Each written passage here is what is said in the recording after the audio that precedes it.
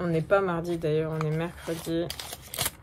On est le mercredi 9, c'est la Saint-Denis et c'est aussi un jour férié encore parce que c'est le Hangulnal, c'est le jour du Hangul en Corée. Et puis c'est férié, il n'y a pas cours. Et j'avoue, je suis bien contente parce que je suis rincée. Je crois que je le disais déjà dans la vidéo d'avant, mais mon corps a emmagasiné beaucoup de stress et de tension, et ces tensions commencent à s'en aller, mais du coup je suis extrêmement fatiguée. J'ai encore mon diaphragme et tout qui est un peu bloqué et tout mon système digestif qui en... vous le voyez pas, mais le système digestif qui fait un peu de la merde. Du coup pour cette semaine je préfère rester très tranquille à la maison, même si j'ai déjà quelques trucs de prévus, notamment hier j'ai été invitée pour le concert de Eddie and the Bricks. J'ai été invitée par l'organisateur en fait, par le PDG du label aussi si j'ai pas de bêtises, qui s'appelle Han Gyu-ho, donc de Alive Now. C'était le dernier concert de Eddie and the Bricks avant un sacré moment parce qu'en fait Eddie, donc le chanteur, part à l'armée. Il fait son service militaire, il part faire son service militaire. Du coup, c'est son dernier concert avant un sacré bout de temps. Il y avait 3 groupes dans la line-up. C'est d'abord The Crispy qui est passé, que j'aime beaucoup, je connaissais déjà de base, qui est très sympa. J'étais quand même un peu déçue de leur performance parce que j'avais un peu l'impression que chacun jouait dans son coin.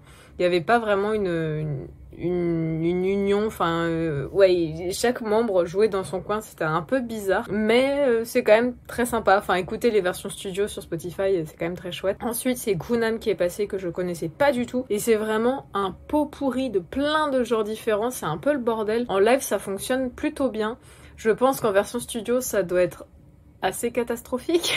Je pense pas que ça fonctionne en studio pour être honnête. Mais une vraie découverte à faire en live, c'était assez marrant, l'ambiance était vraiment très intéressante. Et genre pour une fois t'avais des gens qui bougeaient.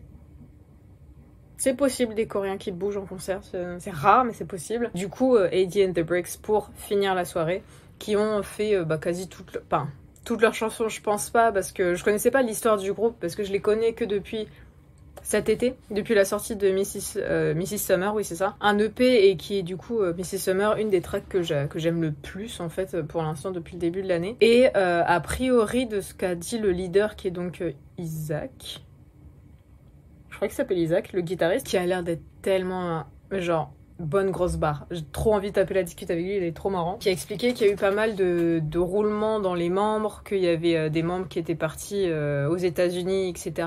machin. Et que du coup ça a été très compliqué de faire un concert tous ensemble en fait. Et ça se sentait qu'il était vraiment très ému pendant leur performance et surtout tout à la fin quoi.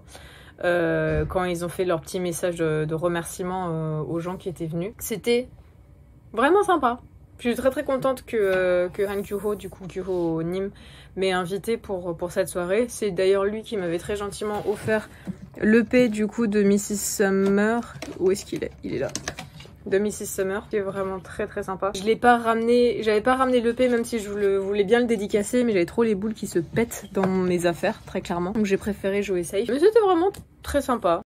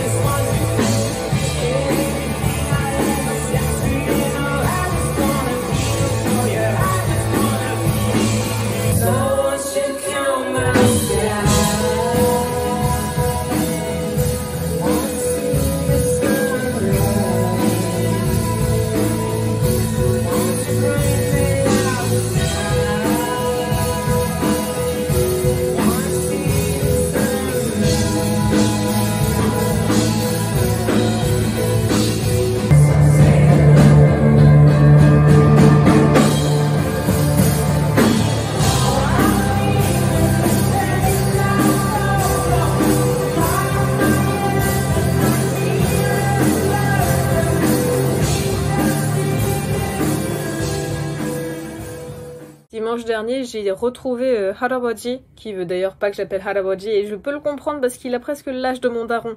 Mais je peux pas l'appeler abonim, genre papa, parce que c'est pas mon daron, puis c'est trop bizarre.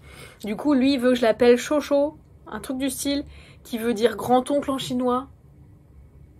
Posez pas de questions, moi non plus, j'ai pas compris. Bref, pour aujourd'hui, on va quand même l'appeler Haraboji et Halmoni, donc papy et mamie. J'ai rejoint papy et mamie là à 10h à l'arrêt de métro Yonsine, je crois. Oui, c'est ça. Pour faire une petite randonnée à la montagne, du coup, à Bukhansan. Suivant que je n'avais jamais été à Bukhansan. Donc j'étais très contente qu'il me le propose. Il me l'avait proposé genre il y a 1 ou 2 semaines déjà. Et comme j'avais rien de prévu, je me suis dit, ben let's go, retour dans la nature, ça va faire du bien, vraiment du bien. Il m'avait dit qu'on marcherait pendant genre 2 heures et voilà. On a marché pendant 3h30 quand même. On n'a pas fait la rando, genre l'escalade d'un des pics de Bukhansan. On est resté, on a fait le Tulek Hill qui est genre grosso modo le chemin qui longe en fait le Bukhansan dans la partie sud. On a fait le Tulek Hill, on a fait d'autres chemins dont je sais plus du tout comment ils s'appellent. Et c'était vraiment trop chouette d'être vraiment paumé en plein milieu de la montagne. Et un des trucs qui m'a surprise, mais à la fois c'était même pas surprenant, c'est qu'on est tombé sur un temple, donc le temple Jinkwansan, non, Jinkwansa, c'est ça, qui est paumé dans Bukhansan. Et ce jour-là, ils étaient en train de faire une sorte de cérémonie qu'ils font, si j'ai bien compris, à peu près une fois par semaine, ou une fois toutes les 2 semaines.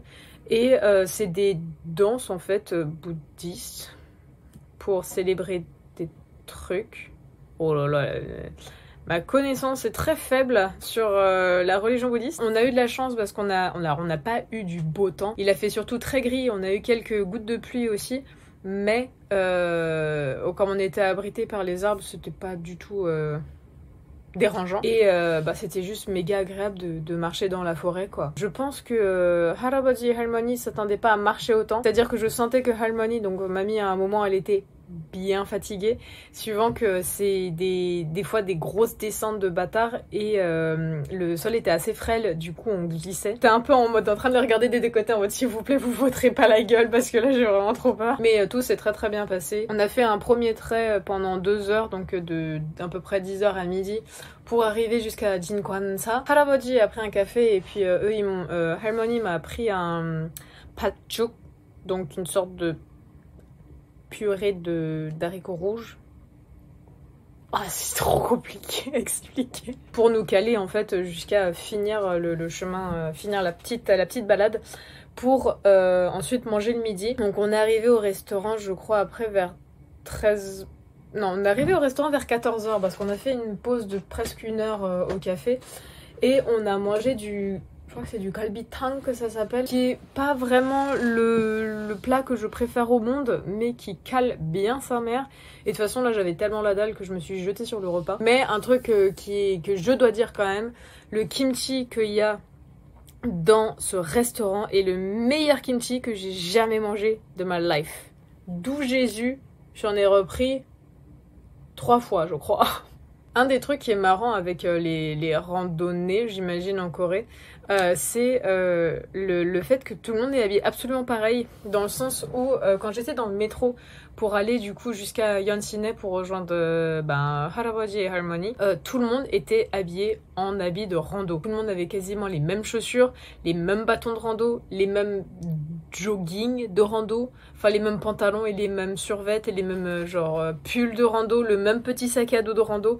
C'était vraiment trop drôle, limite les mêmes casquettes, ça n'avait aucun sens.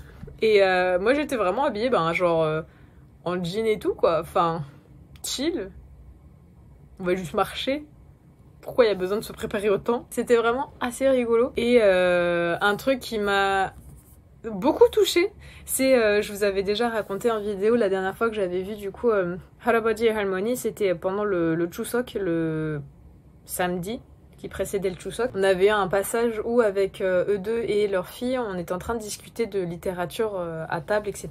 Pendant que les petits enfants et le gendre étaient en train de s'occuper dans le coin. Et en fait, ce qui m'a trop touchée, c'est que Haraboji m'a offert 2 bouquins. Si j'en ai bien compris, il y en a un qui vient de sa collection personnelle, parce qu'en fait, il cherche à se débarrasser de ses livres tellement il en a. Et je suis en mode, il y a pas de souci, je serai ta poubelle. Voilà. Mais il y en a un autre qui m'a acheté, et je pense que je sais lequel des deux il m'a acheté. Mais le problème, c'est que c'est des bouquins qui sont quand même...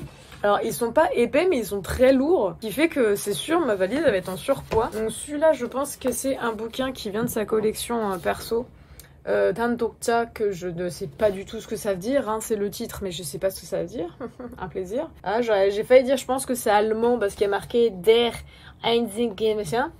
J'ai fait espagnol LV2. Mais en dessous, c'est marqué Wang Jehun Jium.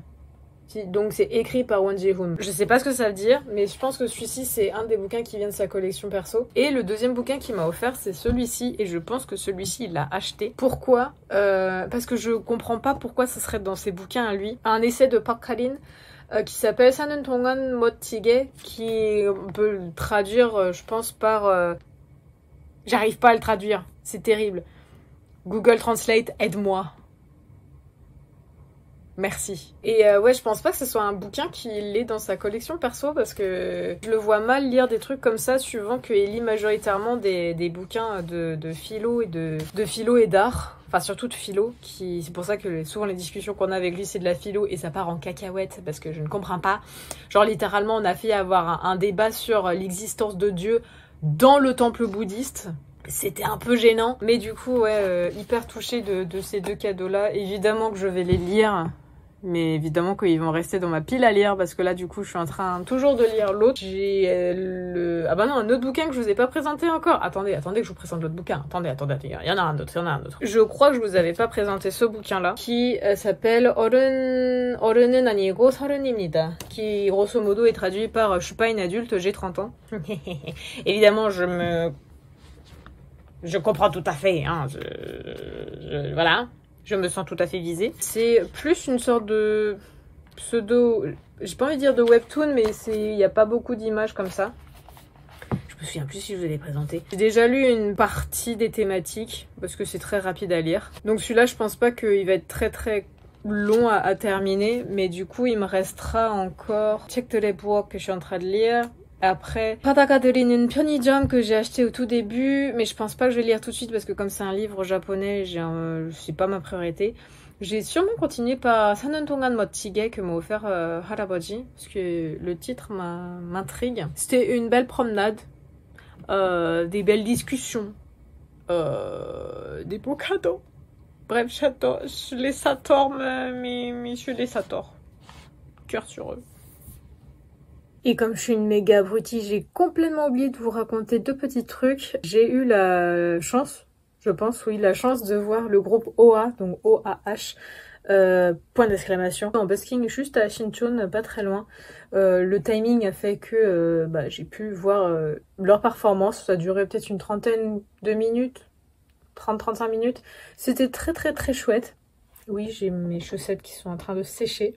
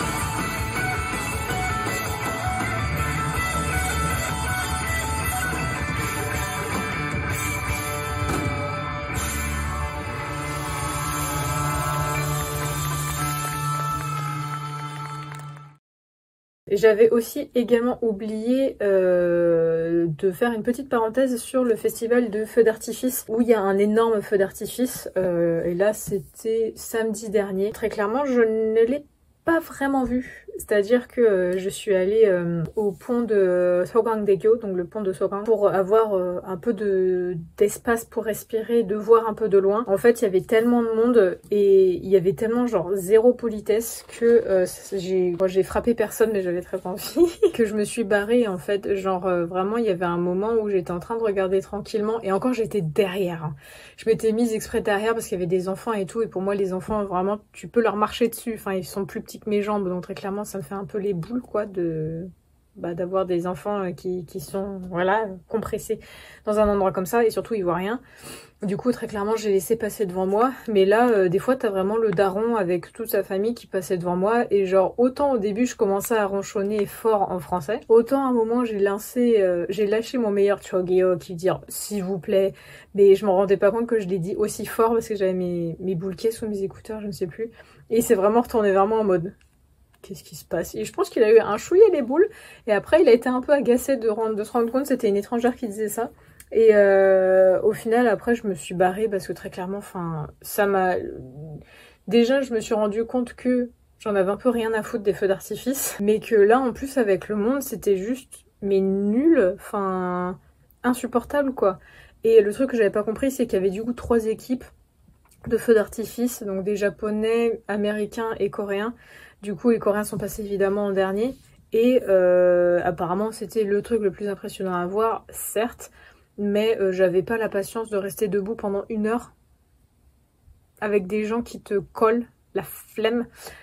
Du coup, je me suis barrée, genre j'ai dû voir 10, 15, 20 minutes à peu près des japonais, parce que c'était les premiers à passer. Et je me suis barrée tout de suite, et en rentrant chez moi, j'ai regardé un peu la fin en direct sur YouTube, parce que c'était enfin, diffusé en direct. Après, je me suis rendu compte que j'avais vraiment la flemme, et je trouvais ça... Enfin, ça me touchait pas. Voilà. Et c'était vraiment...